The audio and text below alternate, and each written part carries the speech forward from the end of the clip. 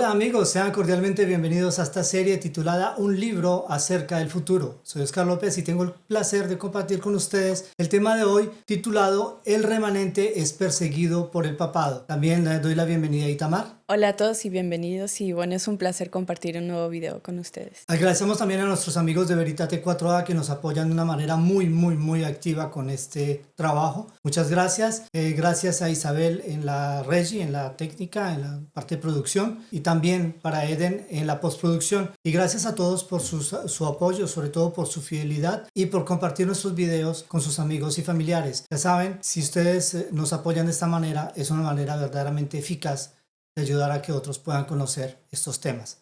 Y bueno, vamos a entrar en el tema de hoy, pero antes de eso vamos a hacer un pequeño recuento de lo que vimos en el tema anterior y hablamos de un solo versículo en 2 videos. Sí, eso fue muy largo. Bueno, tranquilos, hoy vamos a avanzar un poquito más rápido. Así que vamos a retomar esta lectura del versículo 31. Y se levantarán de su parte tropas que profanarán el santuario y la fortaleza y quitarán el continuo sacrificio y pondrán la abominación desoladora. Muy bien, y nosotros explicamos en el tema anterior con este gráfico que está aquí, los diferentes eventos que condujeron a quitar el continuo. Ya dijimos, explicamos en el tema anterior que no es sacrificio, que la palabra sacrificio fue agregada por los traductores, y explicamos de que el continuo hace referencia al sistema de religión pagano que pasaba de un reino a otro, desde Babilonia hasta los romanos. Y vemos como este continuo paganismo llega hasta un cierto punto y de una manera progresiva va desapareciendo en favor de un nuevo poder llamado en la profecía la abominación desoladora. Y esa abominación desoladora es la unión entre iglesia y Estado, es cuando la iglesia cristiana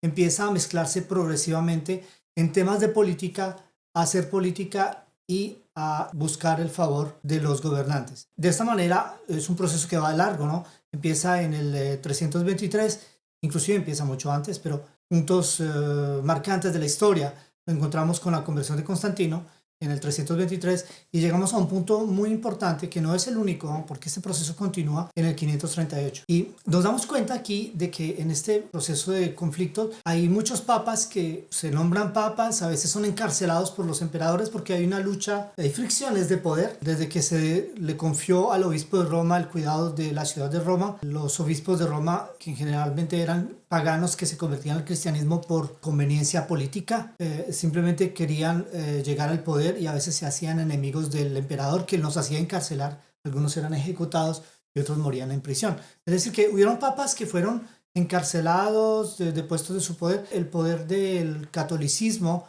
a nivel geopolítico no se fundó de la noche a la mañana. Fue un proceso a veces un poco escabroso, un poco difícil, pero que llevó finalmente a resultados muy concretos. Inclusive en el 538 hubo un evento del mismo emperador que había dado el poder al obispo de Roma como cabeza absoluta de toda la iglesia y el Estado. Él mismo después lo hizo encarcelar. O sea, hubieron reveses de poder, pero este poder siempre cada vez obtuvo más y más dominio, más y más dominio, más y más dominio. Eso es lo que hay que entender. Es decir, que en estas líneas proféticas no marcamos estos puntos históricos como puntos definitivos, pero son puntos importantes como lo que nosotros llamamos los hitos, ¿no? Los hitos que son puntos de referencia en el camino que nos ayudan a saber dónde estamos, ¿no?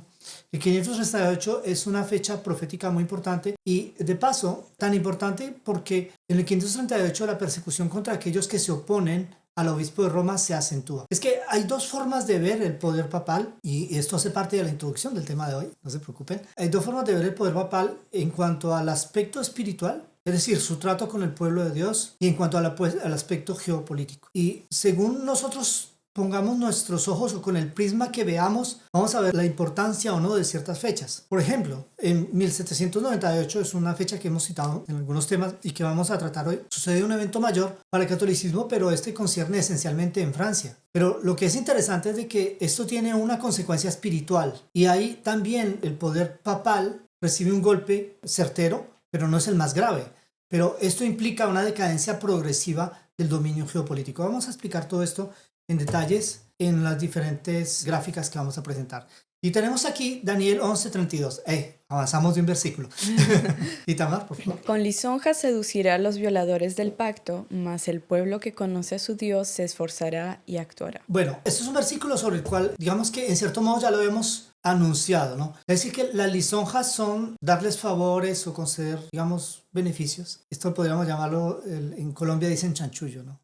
En otros países tienen otros nombres, es decir, la base misma de la corrupción. Y vino a corromper, ¿quiénes? A los violadores del pacto. ¿Qué pacto? El pacto de Dios. El pacto de Dios con Abraham. Recuerden, bueno, los que pudieron ver el tema acerca del rico y Lázaro, y hablábamos del seno de Abraham, ¿no? Que es el pacto de Dios con Abraham, que es la promesa dada al pueblo de Dios. Los que son hijos de Abraham son hijos no según la carne, sino según la fe. Y aquellos que violan ese pacto, es decir, salen de ese esquema, son seducidos por este poder. ¿Okay? Pero dice, mas el pueblo que conoce a su Dios se esforzará y actuará. Y eso es una cosa muy interesante porque, bueno, no vamos a recorrer toda la historia porque del 538 hasta 1798, si se pasaron cosas. De verdad que hubo muchos asuntos. Pero yo podría citar algunos elementos de la historia que son interesantes. Por ejemplo, la historia de los valdenses. Ustedes pueden buscar artículos, hay Wikipedia y otras fuentes, además de Wikipedia, fuentes históricas que nos hablan de los valdenses y cuál fue su historia. Los valdenses era un movimiento que no adhirió al catolicismo romano desde la base y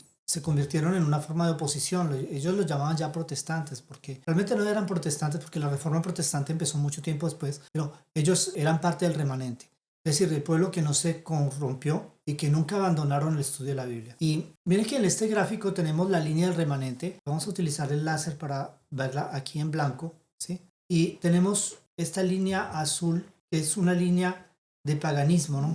Que se interrumpe, muchos llegan aquí a integrarse en el pueblo de Dios, pero muchos del pueblo de Dios se unen al papado y el paganismo continúa, pero bajo otra forma, ¿no? Bajo otra forma, ya la explicamos, esta mezcla de cristianismo y paganismo, en el cual se integran prácticas del paganismo romano dentro de la práctica cristiana, ¿no? La práctica, vamos a decirle, litúrgica cristiana. Y de esta manera el papado continúa a dominar. Y vemos de que esta línea blanca continúa, está allí presente, a veces muy tenue, a veces casi imperceptible, pero siempre estuvo allí. Y entre estos, bueno, los valdenses, ¿cuál es la historia de los valdenses? Es interesante porque los valdenses, ellos apartaron y como fueron perseguidos por la iglesia por no aceptar los dogmas de la iglesia y como el Papa había recibido poder para castigar a todo aquel que se opusiera, lo que hicieron fue huir a las montañas. Estas montañas se encuentran en la frontera entre Francia e Italia.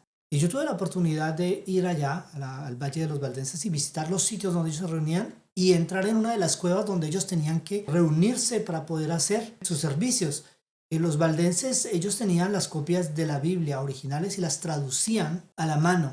Tenían copistas y ellos llevaban copias disimuladas en sus vestidos porque al que le encontraron un pedazo, un fragmento de texto de la Biblia, era condenado a la muerte. El estudio bíblico no solamente se abandonó, sino que se prohibió.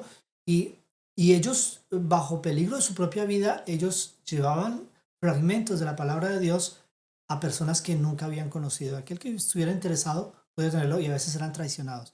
Esto es interesante porque la historia de los valdenses es una historia muy extensa. Inclusive yo estuve en el lugar donde estaba la Universidad de los Valdenses, donde ellos formaban a los pastores. Y es un edificio todo de piedra y madera y todavía existe, ¿no? Es muy difícil subir allá, es bien alto en la montaña. Es interesante ver esa historia, pero lo que es más trágico de esa historia es ver cómo la Iglesia Católica los persiguió y los masacró a una gran mayoría. Hoy en día persisten, creo que unos 30.000 valdenses en el mundo. Todavía existe la iglesia valdense en esa zona, en el Valle de los Valdenses, que es en Italia, y ellos se siguen reuniendo. Y vamos a ver un artículo de prensa de Reuters que es muy interesante a este aspecto. En todo caso, aquí se anticipa que esto va a suceder. Ahora, en el versículo 33 nos dice lo siguiente. Y los sabios del pueblo instruirán a muchos y por algunos días caerán a espada y a fuego en cautividad y despojo. Ok, y los sabios del pueblo instruirán a muchos. Estos eran predicadores valdenses que iban disfrazados de comerciantes. Ellos tenían verdaderamente una actividad de comercio para no hacerse atrapar e instruían al pueblo. Instruirán a muchos por algunos días. ¿Qué pasa? Caerán a espada y a fuego en cautividad y en despojo. O sea, este versículo se refiere a los valdenses. No solamente. Porque yo cité a los valdenses como un ejemplo, pero vieron una multitud de células de personas que, de grupos, de grupitos aquí y allá, en toda la zona del Imperio Romano antiguo y ahora Imperio Papal, que ellos guardaban la verdad de las Escrituras y resistían a este poder que quería imponer solamente esa visión de la teología. Okay, entonces sería más correcto decir que ese versículo se refiere al remanente. Exactamente. Ese versículo se refiere a todo el remanente. Yo solo cité los valdenses como un ejemplo, que es estratégico porque yo les tengo un documento histórico que les voy a presentar al final y que es muy, muy interesante. Pero entonces se refiere al remanente a partir de que el paganismo se une con el cristianismo o es... Sí, es a partir de eso, ¿no? A partir de que, o sea, inicia con la iglesia primitiva, ¿no? Ahora, ¿cuándo inicia el remanente? El remanente, pecado de Adán y Eva. Adán y Eva pecan, Cierto. ellos se arrepienten y según la Biblia, ese fue el único pecado que ellos cometieron. Ellos se arrepientan y piden perdón y a través de la sangre expiatoria de Cristo, que simbólicamente fue presentada a través de la muerte del Cordero cuando se les hicieron vestidos de piel, ellos reciben la redención. Ellos se arrepienten y son fieles a Dios.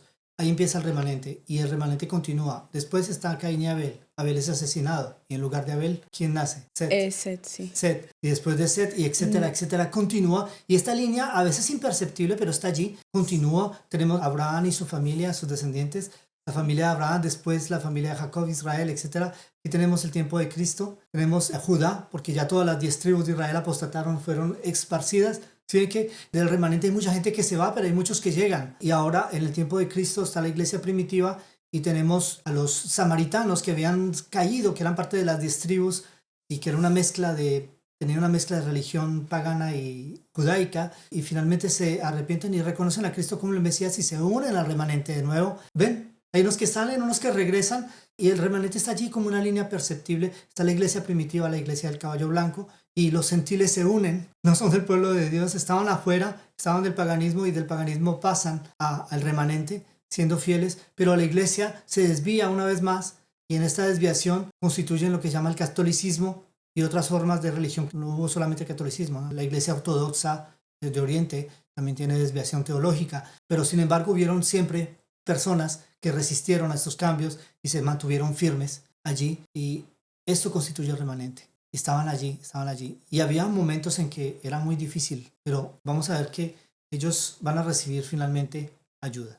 Ahora, Daniel Apocalipsis de Urias Smith nos describe que estos periodos indicados corresponden a Daniel 7:25, Daniel 12:7, Apocalipsis 12:6 y Apocalipsis 14, también Apocalipsis 13:5.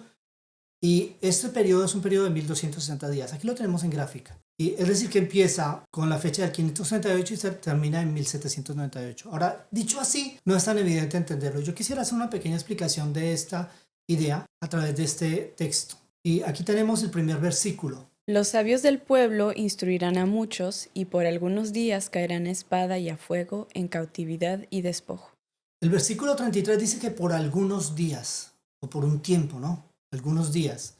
Ahora mira lo que dice Daniel 7:25. Y hablará palabras contra el Altísimo y a los santos del Altísimo quebrantará, y pensará en cambiar los tiempos y la ley, y serán entregados en su mano hasta tiempo y tiempos y medio tiempo. Aquí me habla de un periodo que está definido como tiempo, tiempos y medio tiempo. Sigue Daniel 12:7. Y oí al varón vestido de lino que estaba sobre las aguas del río, el cual alzó su diestra y su siniestra al cielo, y juró por el que vive por los siglos que será por tiempo, tiempos y la mitad de un tiempo. Y cuando se acabe la dispersión del poder del pueblo santo, todas estas cosas serán cumplidas. Y aquí tenemos de que se habla una vez más de tiempo, tiempos y medio tiempo. Vamos a ver. Vamos a analizar otra vez esa palabra de tiempos, tiempos y... Exacto, lo vamos a ver en detalle. Ahora, yo quiero presentar los versículos que nos dice Urias Smith que están en relación con este pasaje de Daniel 11:33. Apocalipsis 12:6, ¿qué dice? Y la mujer huyó al desierto, donde tiene lugar preparado por Dios, para que allí la sustenten por 1260 días. Aquí tenemos un problema, ya no es el mismo periodo. No dice tiempo, tiempos y medio tiempo. No, ahí habla ya de días. De días. Bueno, vamos a ver qué significa todo esto. Vamos a tratar de desenredar todo esto. Primero de todo, que tenemos que establecer es de que el modo de expresión hebreo, un tiempo puede equivaler a un día o a un año. ¿Okay? En este caso, si tomamos tiempo por un año, que es un año lunar, no de todo, no es un año de 365 días, que es el año solar, sino un año lunar de 360 días. Entonces, aquí podemos empezar a hacer el primer análisis. La palabra tiempo es igual a un año, 360 días. Tiempos en plural lo tomamos por 2 años, igual a 720 días. Y medio tiempo es la mitad de un año, igual a 180 días. Ahora, si hacemos la adición, nos da un total de 1260 días. Es por eso que llegamos a la conclusión de que los versículos de Daniel 7:25, Daniel 12:7 y Apocalipsis 12:6 Están ligados. están ligados. Es más, hay otros pasajes hay muchos pasajes y no tendría tiempo de desarrollarlos todos, pero hay un pasaje que me habla de 42 meses y 42 meses lunares son 1260 días también.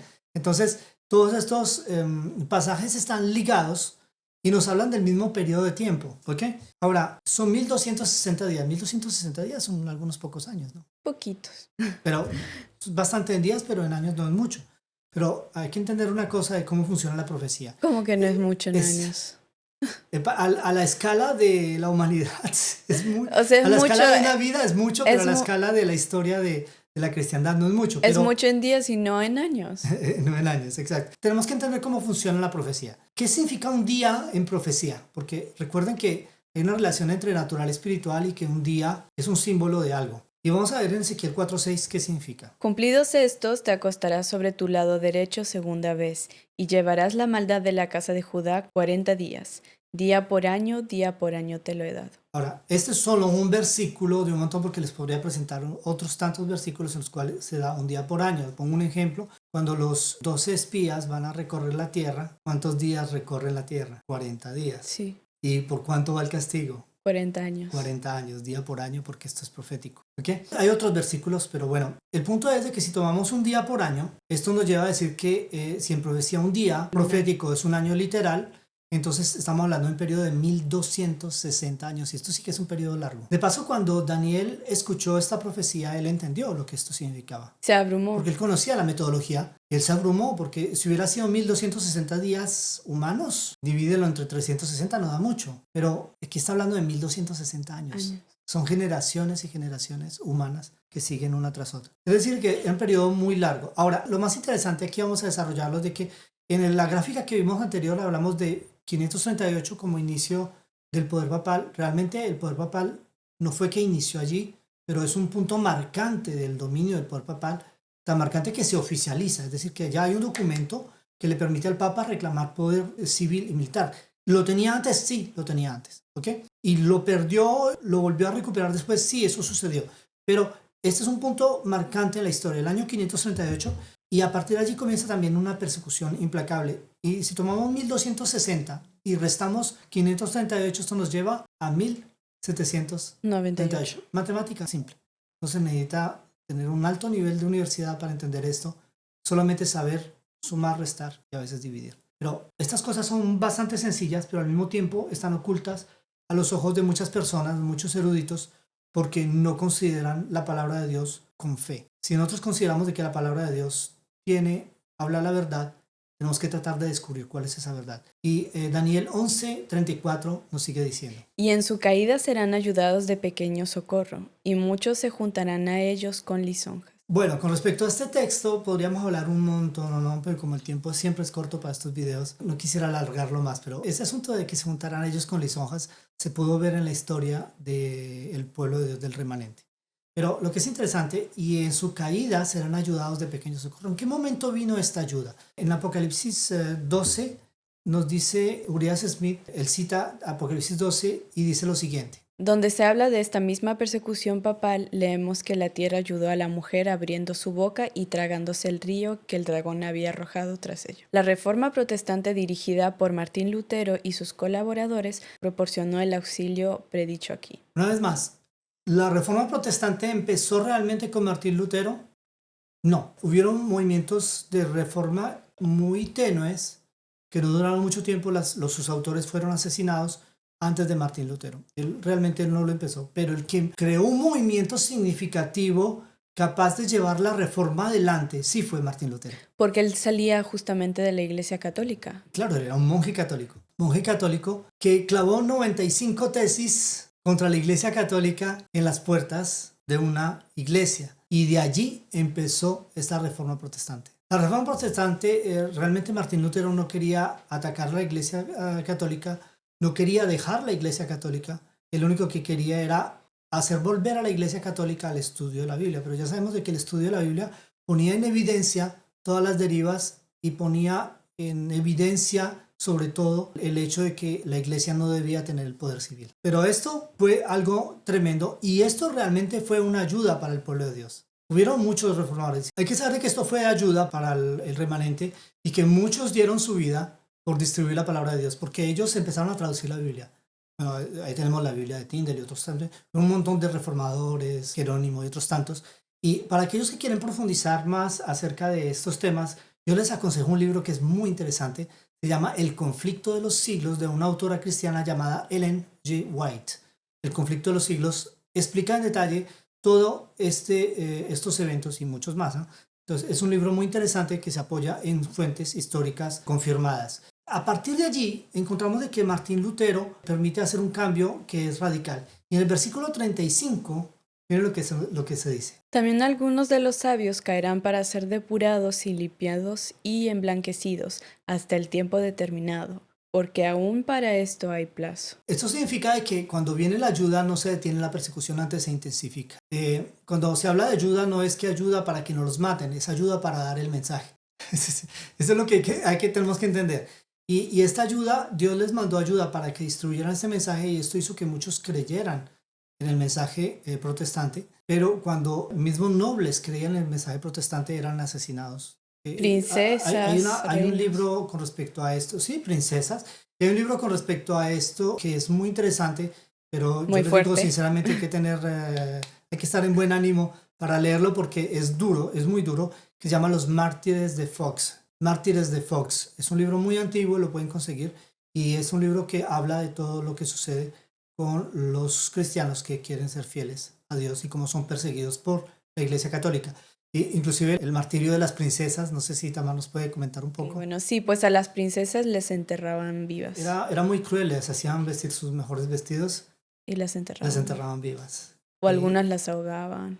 Las ahogaban o las despeñaban, las tiraban por un desfiladero Sí. o algunos los ataban los pies, las manos a caballos y hacían correr los caballos. Y la rueda de la tortura, que está allí en la imagen de inicio del tema. Los instrumentos de tortura utilizados por la Inquisición fueron muy crueles. Y tradicionalmente Hollywood digamos, ha contribuido a que la visión que se tenga de la Inquisición como, entre comillas, los buenos de la historia. Porque supuestamente van a cazar brujas y van a atacar a Satanás y todo eso, cuando es todo lo contrario. Realmente ellos eran los que estaban movidos por el poder de Satanás. Y tenemos allí que el catolicismo lleva a muchos a la muerte. Y ustedes podrán decir, pero Oscar, te estás inventando esto, eso no es cierto. Yo les quisiera dar una prueba histórica, y que es una prueba muy importante. Y aquí tenemos un documento de Reuters. No sé, los que conozcan, no sé quiénes, no sé si ustedes todos conocen Reuters, pero pueden buscar en internet. Cuando se hace periodismo, esto es una fuente de información muy interesante y fiable, ¿eh? Y aquí tienen el vínculo y les voy a colocar el vínculo en el comentario del video para que ustedes lo vean. Por Filippo Pugliese, Turín, Italia. El Papa Francisco pidió perdón el lunes por el trato inhumano y poco cristiano de la Iglesia Católica a los valdenses, un pequeño movimiento protestante que el Vaticano intentó exterminar en el siglo XV. El líder católico hizo estas declaraciones en la primera visita de un papa a un templo valdense en el segundo día de su gira por la región del Piamonte en Italia, el centro de la iglesia valdense que tiene apenas unos 30.000 fieles en el mundo. La pequeña historia, yo estuve allí en esta iglesia. Es una cosa interesante. Ahora, ¿por qué el Papa hace esto? Haciendo esto, por lo menos podemos reconocer de que yo no estoy inventando nada. Realmente esto sucedió y los libros de historia no inventaron nada. Realmente eso sucedió. Él lo sabe que eso sucedió. Hay que tener en cuenta es el movimiento ecuménico del cual vamos a hablar después, más adelante en este tema. Movimiento ecuménico que tiende a hacer de que todos los que salieron de la iglesia católica, hacerles volver, pero no por la fuerza como se hizo en inicio, sino a través de lisonjas. Y a través de lisonjas los atrae otra vez a él. Pero, pequeño aparte, este documento existe en internet, ustedes lo pueden encontrar, lo pueden leer, no sé cuánto tiempo va a estar allí, pero si lo toman, yo les aconsejo, hagan una impresión en PDF y guárdenlo como un documento histórico interesante, porque tal vez lo saquen de línea en algún momento. Bueno, amigos, les agradecemos por su atención. Este tema se ha terminado y, bueno, una vez más no tuvimos preguntas en el grupo. Bueno, hay que entender de que los miembros del grupo que participan en esta grabación ya tuvieron una formación completa sobre Daniel 11. Normal que no hayan preguntas, pero tal vez ustedes sí las tengan. Por favor, no duden en hacerlas en el comentario de la cadena. Si así lo desean, con mucho gusto les contestaremos. Muchas gracias a todos. Agradezco a Itamar por su participación. Bueno, ha sido un placer compartir un nuevo video con ustedes y los esperamos en el próximo video con la siguiente parte. Y bueno, pues muchas gracias a todos. Gracias por su fidelidad y no olviden darnos un like si el video les gusta y sobre todo compartan sin moderación. Hasta la próxima. Que Dios bendiga su curiosidad. Bye bye.